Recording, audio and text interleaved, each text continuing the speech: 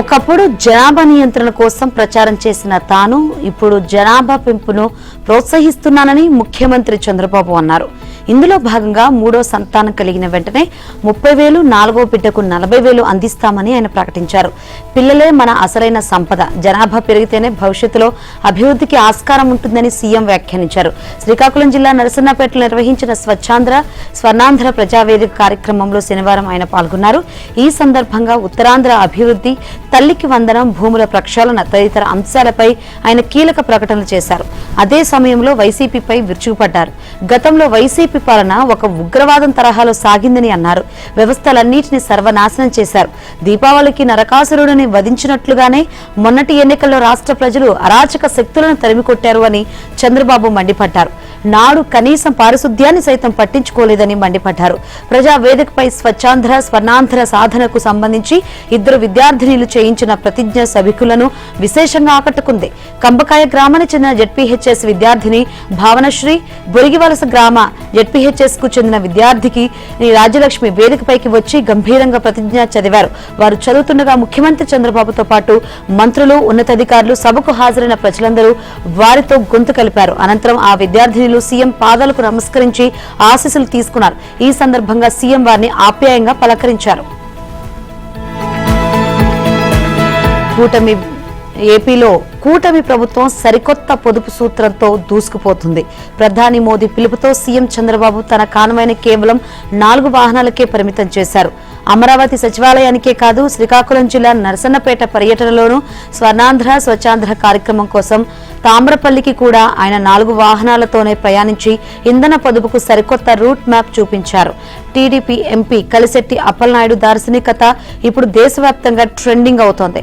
మొదటి నుంచి ఎటువంటి ఆర్భాటం లేకుండా పార్లమెంటుకు సైకిల్ పైన వెళ్తున్న ఆయన ఫోటోలు, వీడియోలు సోషల్ మీడియాను షేక్ చేస్తున్నాయి. నాడు పబ్లిసిటీ పిచ్చి అని విమర్శించిన వారే నేడు ఆయన దూరదృష్టిని కొనియాడుతున్నారు.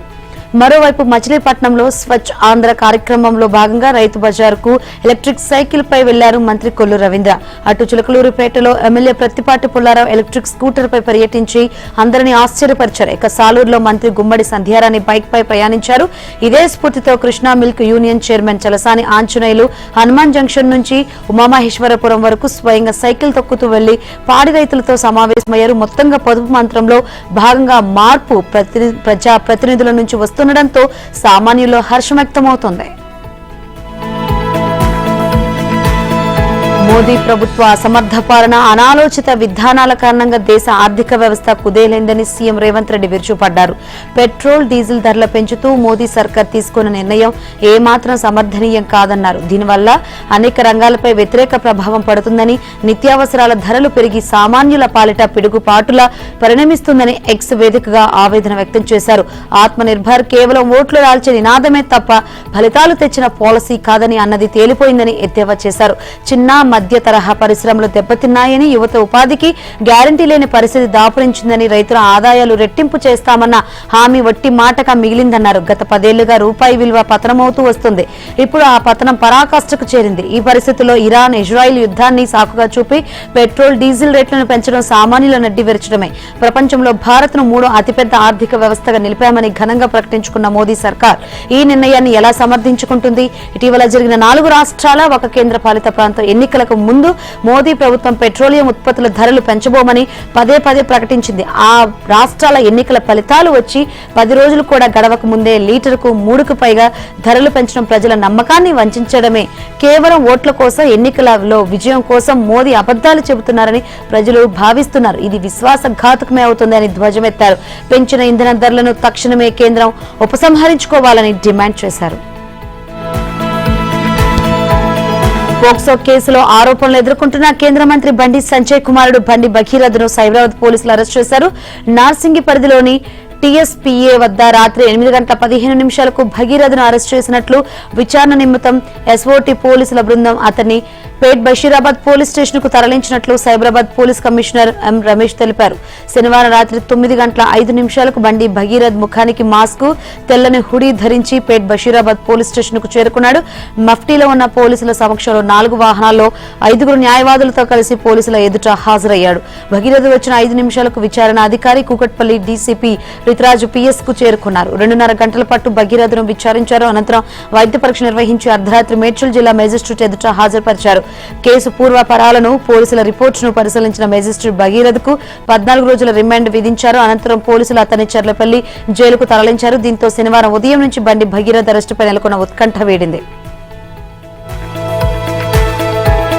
తెలంగాణలో ఓటర్ల వేటకు ఈసీ నడుం బిగించింది. దాదాపు 25 ఏళ్ల తర్వాత తెలంగాణలో జరగబోతున్న సమగ్ర ఓటర్ల సవరణకు సర్ ప్రక్రియ ఇప్పుడు హాట్ టాపిక్ గా మారింది. జూన్ 15 నుంచి ఈ మెగా డ్రైవ్ షురూ కానుండగా అప్పుడే దొంగ ఓట్లు, కుట్రలంటూ రాజకీయ యుద్ధం మొదలైంది.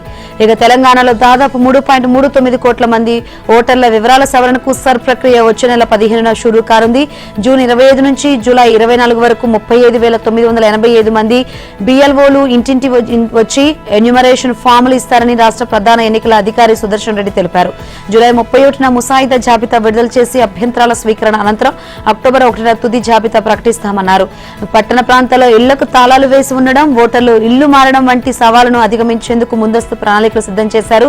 కొత్త ఓటర్లు ఫామ్ 6 ద్వారా నమోదు చేసుకోవచ్చని వెబ్సైట్లోనూ అవకాశం ఉందని సీఈఓ వెల్లడించారు. ఈ భారీ ప్రక్రియ కోసం జూన్ 15 నుంచి 24 వరకు బిఎల్ఓలు, బిఎల్ఏలకు ప్రత్యేక శిక్షణ తరగతులు నిర్వహించనున్నారు. బీజేపీకి ఓటు వేయరనే నెపంతో ముస్లిం, క్రిస్టియన్ ఓట్లను ఓటర్ల జాబితా నుంచి తొలగించే కుట్ర జరగబోతోందని బీఆర్ఎస్ వర్కింగ్ ప్రెసిడెంట్ కేటీఆర్ ఆరోపించారు. గతంలో బీహార్, బెంగాల్ రాష్ట్రాల్లో ఇలాగే ఓట్లు తొలగించడం వల్లే పెద్ద ఎత్తున గలాటాలు జరిగాయంటూ ఆందోళన వ్యక్తం చేశారు.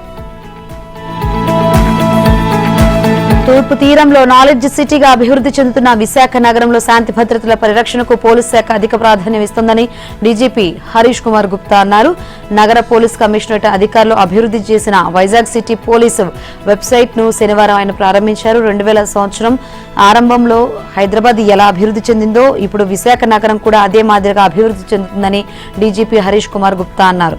భద్రత, సైబర్ నేరాలు, రోడ్డు ప్రమాదాలు, చోరీలు, మోసం వంటి కేసుల్లో బాధితులు వైజాగ్ సిటీ పోలీస్ వెబ్సైట్ ద్వారా పోలీస్ సేవలను పొందేలా సైట్ కు రూపకల్పన చేశారని చెప్పారు. ప్రజలకు ఎంతగానో ఉపయోగపడేలా వెబ్సైట్ ను రూపొందించిన సిపి శంకభరత బాగ్చేకి డీజీపీ అభినందనలు తెలిపారు.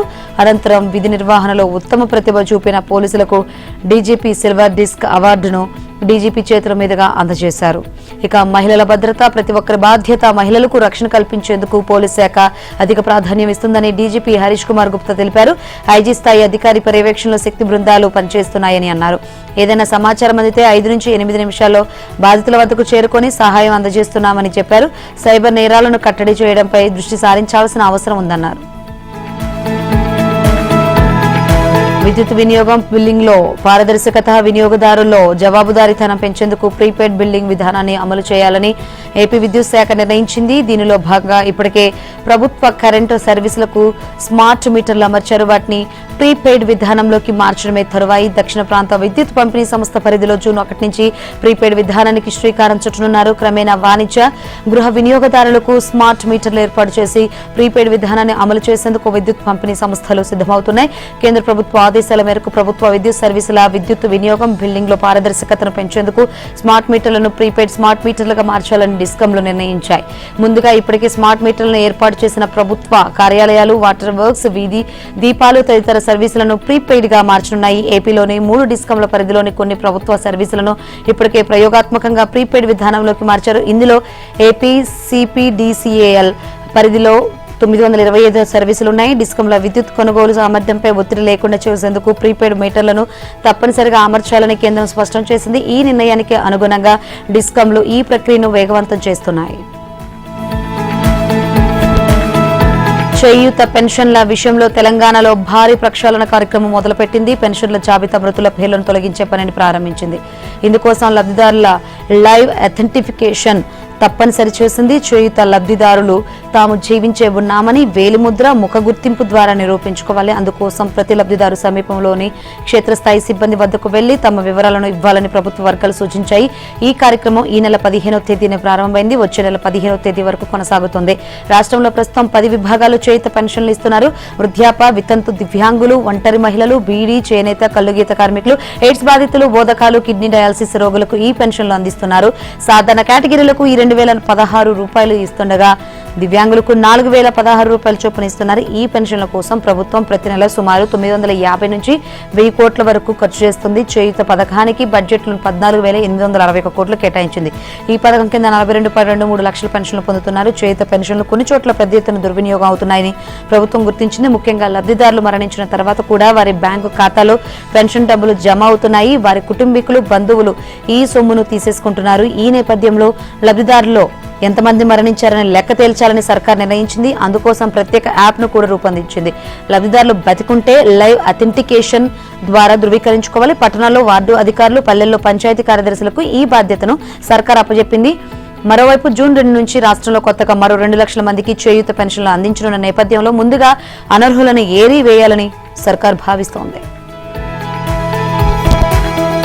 తెలంగాణ ప్రభుత్వం ప్రతిష్టాత్మకంగా ప్రారంభించిన పలు సంక్షేమ పథకాలకు గత ఆర్థిక సంవత్సరం బడ్జెట్లో ప్రతిపాదించిన నిధులను పూర్తి స్థాయిలో ఖర్చు చేయలేకపోయింది. వివిధ మార్గాల ద్వారా ప్రభుత్వం ఆశించిన రాబడి రాకపోవడం ఇందుకు కారణమని 2025-26 ఆర్థిక సంవత్సరంలో ప్రభుత్వం ప్రకటించిన వ్యయ లక్ష్యాలపై కాగ్ ఇటీవల విడుదల చేసిన మార్చి నెల నివేదికలో స్పష్టం చేసింది. లక్ష్యానికి మించి అప్పులు తెచ్చి సర్దుబాటు చేద్దామని ప్రయత్నించినా వీలు కాకపోవడంతో కొన్ని పథకాలకు నిధులు తగ్గించింది. ఇక రైతు భరోసా పథకానికి 2025-26 ఖరీఫ్, రబీ సీజన్లకు కలిపి 18,000 కోట్ల రూపాయలు కేటాయించగా 14,397 కోట్లు మాత్రమే వ్యయం చేయగలిగింది. రబీ సీజన్లో 2 దఫాలుగా 2 ఎకరాల లోపు వారికి పెట్టుబడి సాయాన్ని రైతుల ఖాతాలో జమ చేసింది. 3వ విడత కూడా జమ చేస్తామని ప్రకటించినప్పటికీ వచ్చే జూన్ నుంచి 2026-27 ఏడాది ఖరీఫ్ సీజన్ ప్రారంభమవుతున్నందున నిధులు జమ చేస్తుందా లేదా అన్నది సందిగ్ధంగా మారింది. ఒకవేళ జమ చేయకపోతే ఈ పథకం కింద 3,500 కోట్ల మేర కోత పడినట్లే. రైతు బీమా పథకానికి 666 కోట్ల మేర నిధులు తగ్గినట్లు తెలుస్తోంది. రాజీవ్ యువ వికాసం పథకానికి బడ్జెట్లో 6,000 కోట్లు కేటాయించిన పథకం ప్రారంభం కాకపోవడంతో నిధులేమీ ఇవ్వలేదు. ప్రస్తుత ఆర్థిక సంవత్సరం కూడా ఈ పథకానికి 6,000 కోట్లు కేటాయించింది, కానీ పథకాన్ని ప్రారంభించలేదు. పారిశ్రామిక ప్రోత్సాహకాలు, విద్యార్థుల ఉపకార వేతనాల నిధుల్లోనూ కోత పడినట్లు సమాచారం. పథకాలు, ఇతర వ్యయాల కోసం ప్రభుత్వం భారీగానే అప్పు తెచ్చింది. అయినా వ్యయ లక్ష్యాన్ని చేరుకోలేకపోయింది. తెలంగాణలో ఇంధన సరఫరాలో అంతరాయం ఉందని పెట్రోలియం డీలర్స్ అసోసియేషన్ తెలిపింది. 3 వారాలుగా అనేక జిల్లాల్లోని డీలర్లు ఇచ్చిన ఇండెంట్ల మేర పెట్రోల్, డీజిల్ సరఫరా కావడం లేదని, ప్రస్తుత ఇంధన సరఫరా అస్థిరంగా కొనసాగుతుందని తెలిపింది. ఇంధన సరఫరా అంతరాయాలు, ధరల పెరుగుదల అంశంపై association president M Amarender Reddy శనివారం ఒక ప్రకటన చేశారు. దాని ప్రకారం డీలర్లు ఇస్తున్న ఇండెంట్ల మేరకు ఇంధన సరఫరాను పునరుద్ధరించాలని కేంద్ర పెట్రోలియం మంత్రిత్వ శాఖకు, ఆయిల్ మార్కెటింగ్ కంపెనీలకు విజ్ఞప్తి చేశారు. అలాగే మూలధన అవసరాల పెరుగుదలను ప్రభుత్వం పరిగణలోకి తీసుకోవాలని కోరారు. ఇంజనీరింగ్, అగ్రికల్చర్, ఫార్మసీ కోర్సుల్లో ప్రవేశానికి గాను నిర్వహించిన ఎప్సైట్ 2026 ఫలితాలు ఆదివారం విడుదల కానున్నాయి. ఉదయం 11 గంటలకు హైదరాబాద్ జేఎన్టీయూ కాలేజీలో ప్రభుత్వ సలహాదారు కంచెల కేశవరావు ఈ ఫలితాలను వెల్లడిస్తారని SET convener K Vijayakumar Reddy తెలిపారు. 11 గంటల 15 నిమిషాల నుంచి విద్యార్థులు తమ హాల్ టికెట్ నెంబర్లను ఎంటర్ చేసి ఫలితాలు చూసుకోవచ్చని సూచించారు. ఇక ఈ ఏడాది ఎప్సెట్ చివరి పరీక్ష ముగిసిన వారం రోజుల్లోపే ఫలితాలు ప్రకటిస్తుండడం విశేషం. యాదగిరిగుట్ట లక్ష్మీ నరసింహస్వామి ఆలయ పరిపాలన వ్యవహారాలను, అభివృద్ధి కార్యక్రమాలను పర్యవేక్షించడానికి స్వయం ప్రతిపత్తి గల ధర్మకర్తల మండలిని నియమించే దిశగా ప్రభుత్వం కసరత్తు చేస్తోంది. తిరుమల తిరుపతి దేవస్థాన తరహాలో బోర్డును ఏర్పాటు చేయాలని ప్రభుత్వం భావిస్తోంది. ఇందుకోసం ఉన్నత స్థాయిలో సలహాదారులు, అధికారులతో సీఎం రేవంత్ సమాలోచనలు చేస్తున్నట్లు సమాచారం. అవసరమైతే ఆలయ అభివృద్ధికి సొంత నిధులు, దాతలను సమకూర్చగలిగే ప్రముఖులను ట్రస్ట్ బోర్డు నియామకంలో పరిగణలోకి తీసుకోవాలని సీఎం సూచించినట్లు తెలుస్తోంది. ఇక యాదగిరిగుట్ట ఆలయానికి 2007లో అప్పటి కాంగ్రెస్ ప్రభుత్వం చివరిసారిగా ట్రస్ట్ బోర్డు నియమించగా 2009లో బోర్డు పదవీ కాలం ముగిసింది. ఆ తర్వాత 17 ఏళ్లుగా పాలక మండలి లేకుండానే ఆలయంలో అనువంశిక ధర్మకర్త ఆధ్వర్యంలో పాలనా వ్యవహారాలు కొనసాగుతున్నాయి. దేవస్థానం ట్రస్ట్ బోర్డుకు స్వయం ప్రతిపత్తి కల్పిస్తూ దేవాదాయ చట్టంలో గతంలోని సవరణలు చేశారు. అయితే ఈ బోర్డులో అవకాశం కోసం రాజకీయ నాయకుల నుంచి ఒత్తిళ్లు రావడంతో నియామకాన్ని వాయిదా వేసుకుంటూ వచ్చారు. రాజకీయాలకు అతీతంగా ఆధ్యాత్మిక వ్యక్తులు, ఆర్థికంగా సంపన్నమైన ప్రముఖులకు బోర్డులో స్థానం కల్పించాలని సీఎం రేవంత్ రెడ్డి భావిస్తున్నట్లు సమాచారం. తెలంగాణలో ఉక్కపోత కొనసాగుతుంది. మధ్యాహ్నం వేళ బయటకు రావాలంటే జనం జంకుతున్నారు. శనివారం ఆదిలాబాద్ జిల్లా బోరజ్లో 44.5 డిగ్రీల గరిష్ట ఉష్ణోగ్రత నమోదైంది. గ్రేటర్ హైదరాబాద్ వ్యాప్తంగా పగటిపూట 42 నుంచి 43 డిగ్రీల ఉష్ణోగ్రతలు నమోదయ్యాయి. ఉదయం నుంచే భానుడి భగభగలతో నగరం నిప్పులు కొలిమిలా మారింది. ఇక రానున్న 3 రోజులలో తెలంగాణలో గరిష్ట ఉష్ణోగ్రతలు 2.3 డిగ్రీలు పెరుగుతాయని హైదరాబాద్ వాతావరణ కేంద్రం వెల్లడించింది. మరోవైపు బంగాళాఖాతంలో కొనసాగుతున్న తీవ్ర అల్పపీడనం బలహీనపడి అల్పపీడనంగా మారిందని, ఇవాళ తెలంగాణలో అక్కడక్కడ తేలికపాటి నుంచి ఓ మోస్తరు వర్షాలు కురిసే అవకాశం ఉందని తెలిపింది. వేసవి తాపంతో విలువెల్లాడుతున్న ప్రజలకు భారత వాతావరణ శాఖ చల్లటి కబురు చెప్పింది. దేశానికి అత్యధిక వర్షపాతాన్ని ఇచ్చే నైరుతి రుతుపవనాలు శనివారం అండమాన్ తీరాన్ని తాకాయని ప్రకటించింది. ఆగ్నేయ అరేబియా సముద్రం, నైరుతి ఆగ్నేయ బంగాళాఖాతంలో పలు ప్రాంతాలు, మొత్తం నికోబార్ దీవులు, అండమాన్ సముద్రంలో అనేక ప్రాంతాలు, అండమాన్ దీవుల్లోని శ్రీ విజయపురం సహా పలు ప్రాంతాల్లోకి రుతుపవనాలు విస్తరించాయని తెలిపింది. సాధారణంగా మే 20 నాటికి అండమాన్ సముద్రం దీవుల్లోకి రుతుపవనాలు ప్రవేశించాల్సి ఉంది. అయితే ఈ ఏడాది 4 రోజుల ముందుగానే వచ్చినట్లు ఐఎండీ అధికారికంగా వెల్లడించింది. గత ఏడాది మే 13న రుతుపవనాలు అండమాన్లోకి ప్రవేశించాయి. అండమాన్ నికోబార్ దీవులను తాకిన 10 రోజులకు కేరళలోకి రుతుపవనాలు ప్రవేశిస్తాయి. దీన్ని పరిగణలోకి తీసుకుని ఈ నెల 26 కల్లా నైరుతి రుతుపవనాలు కేరళను తాకాయని ఐఎండీ శుక్రవారం తెలిపింది. రానున్న 3-4 రోజుల్లో ఆగ్నేయ అరేబియా సముద్రం, నైరుతి ఆగ్నేయ బంగాళాఖాతంలో పలు ప్రాంతాలు, అండమాన్ సముద్రం దీవుల్లో మిగిలిన ప్రాంతాలు, తూర్పు మధ్య బంగాళాఖాతంలోకి నైరుతి రుతుపవనాలు విస్తరించడానికి అనుకూలమైన పరిస్థితులు ఉన్నాయని తెలిపింది. భారత్లో గతంలో ఎన్నడూ చూడనటువంటి మార్పులు సంభవిస్తున్నాయని, భారత ఆకాంక్షలు ఇక ఎంతమాత్రం దేశ సరిహద్దులకే పరిమితం కాబోవని ప్రధాని మోదీ చెప్పారు. 5 దేశాల పర్యటనలో భాగంగా నెదర్లాండ్స్లో ప్రధాని మోదీ బిజీగా గడిపారు. హెగ్ నగరంలో ప్రధాని మోదీకి ప్రవాస భారతీయులు, డచ్ విదేశాంగ మంత్రి టామ్ బెరెన్సన్, సీనియర్ అధికారులు ఘనస్వాగతం పలికారు. అనంతరం హోటల్ వద్దకు భారీగా చేరుకున్న ప్రవాస భారతీయులు భారత్ మాతాకి జై అంటూ నినాదాలతో హోరెత్తించారు. ఈ సమయంలో స్థానిక కళాకారులు ప్రదర్శించిన రాక్ దే సంప్రదాయ నృత్యాన్ని మోదీ చప్పటతో అభినందించారు. ది హెగ్ లో ప్రధాని మోదీ నిర్వహించిన డయోస్పోరా కార్యక్రమానికి ఎన్ఆర్ఐలు భారీగా తరలివచ్చారు. నెదర్లాండ్స్ నాయకత్వంతో ఎప్పుడు మాట్లాడినా అక్కడి భారతీయుల కృషి, ప్రతిభ గురించి ఎంతో ప్రశంసిస్తారని చెప్పారు. మే 16వ తేదీ తన జీవితంలో ప్రత్యేకమని ప్రధాని గుర్తు చేసుకున్నారు. 2014 మే 16న లోక్సభ ఎన్నికల ఫలితాలు వెలువడిన దేశంలో స్థిరమైన మెజార్టీ ప్రభుత్వం ఏర్పడిందని చెప్పారు. 13 సంవత్సరాలు ముఖ్యమంత్రిగా, 12 సంవత్సరాలు ప్రధానమంత్రిగా ప్రజల మద్దతు పొందడం తన అదృష్టమని ప్రధాని మోదీ వ్యాఖ్యానించారు. కోట్లాది భారతీయుల ఆశీర్వాదమే తనకు శక్తినిస్తోందని తెలిపారు. ఇక ఈ పర్యటనలో భాగంగా ప్రధాని మోదీ నెదర్లాండ్స్ రాజు విల్లెం అలెగ్జాండర్, రాణి మ్యాగ్జిమాలను రాజభవనంలో మర్యాదపూర్వకంగా కలిశారు. అనంతరం డచ్ ప్రధాని రాబ్ జెట్టెన్తో మోదీ ఉన్నత స్థాయి ద్వైపాక్షిక చర్చలు జరిపారు. ఇరు దేశాల మధ్య వాణిజ్యం మరింత బలోపేతం కావాలని మోదీ ఆకాంక్షించారు. నెదర్లాండ్స్ పర్యటన తర్వాత ప్రధాని మోదీ నేరుగా ఆదివారం నాడు స్వీడన్ వెళ్లనున్నారు. అనంతరం 43 ఏళ్ల తర్వాత భారత ప్రధాని నార్వేలో పర్యటించనున్నారు. మే 18న ఓస్లోలో జరిగే అధికారిక చర్చలో నార్వే ప్రధాని జోనాస్ గార్ స్టోరెతో మోదీ సమావేశం కానున్నారు. మే 19న 3వ ఇండియా నార్డిక్ శిఖరాగ్ర సమావేశంలో మోదీ ప్రసంగించనున్నారు. పశ్చిమాసియా ఉధృతుల కారణంగా దేశీయ చమురు కంపెనీలు పెట్రోల్, డీజిల్ ధరలు పెంచాయి. లీటర్ పెట్రోల్, డీజిల్ పై సగటున ₹3 పెంచుతూ ఇప్పటికే ఆయిల్ కంపెనీలు నిర్ణయం తీసుకున్నాయి. అయితే భవిష్యత్తులో ఈ ధరలు మరింత పెరిగే అవకాశం ఉందని ఆర్థికవేత్తలు హెచ్చరిస్తున్నారు.